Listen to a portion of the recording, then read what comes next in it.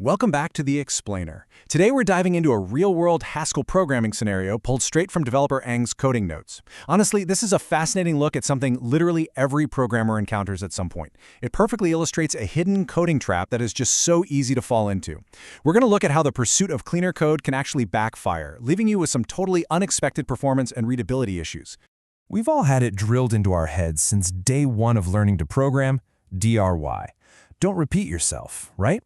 We are taught to absolutely never repeat ourselves in code. But I want to ask you a serious question. What happens when cleaning up that duplicate code actually makes things worse? Well, as you'll see in Eng's developer notes from part 191 of their Haskell series, the most obvious refactoring choice isn't always the best one. Let's start with section 1, the twin functions. So, here's the setup. We have a requirement to convert a standard Gregorian year number, something like 2026, into Chinese numeral text. But here's the catch. The application actually requires two distinct versions of this. First, we need a simplified regular format, where 2026 translates to standard Chinese characters. Second, we need a formal financial format. This version uses much more complex characters to prevent forgery in things like accounting and banking. The software needs to be able to generate both of these on demand. To handle this, the codebase originally tackled it with two completely separate functions. Function 1, yearToChinese, handled the regular output, and Function 2, yearToChinese formal, well, that handled the financial output. Now, if you look at them structurally, both functions were virtually identical. They both took the year, converted it to a string, and mapped through each digit one by one.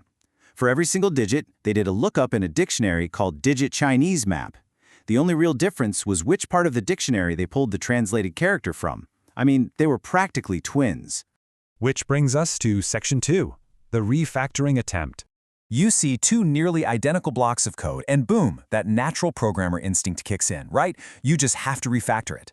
So the author decided to combine these twin functions into one using some classic simplification steps. Step 1, add a new Boolean argument called isFormal to switch between the two behaviors. Step 2, add a guard, which, is basically Haskell's way of writing an if-else condition right into the digit lookup logic. And finally, step 3, toggle between the formal dictionary lookup and the regular dictionary lookup based on that guard.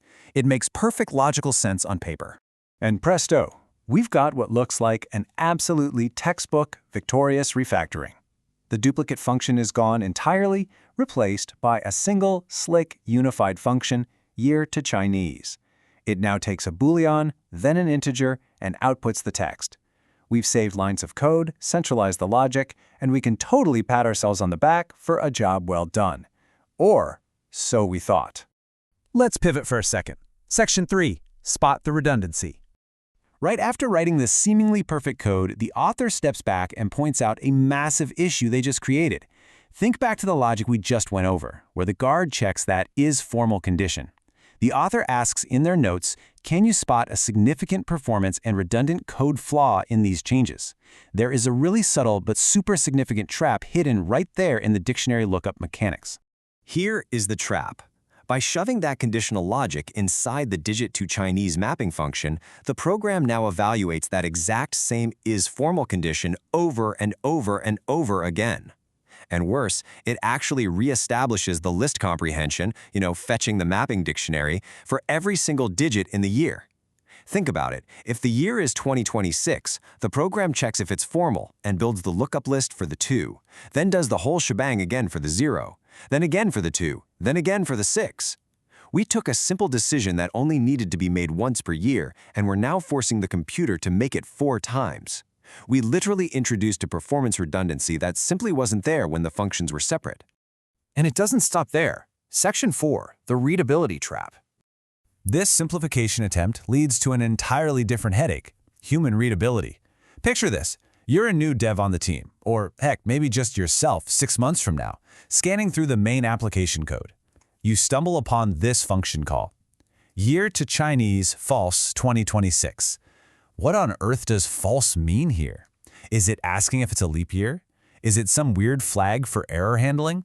It's a complete mystery without external context. Eng hit the nail on the head here. They noted, we can't immediately tell what false means without checking the function definition.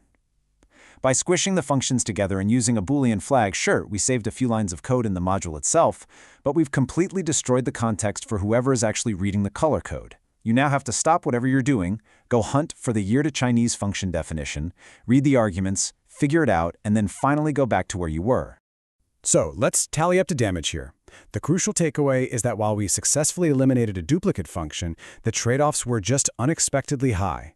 We introduced redundant logic execution, we took a performance hit on repetitive map lookups, we suffered a total loss of context at the call site thanks to that mysterious false argument, and finally, we forced future developers into annoying context switching just to understand what the code is even doing.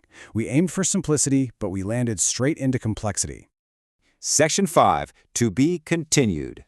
As fascinating as this little dilemma is, Ang wraps up part 191 by acknowledging that actually solving these new issues is a discussion for another day. So, until that next update from Ang drops, I want to leave you with this to ponder.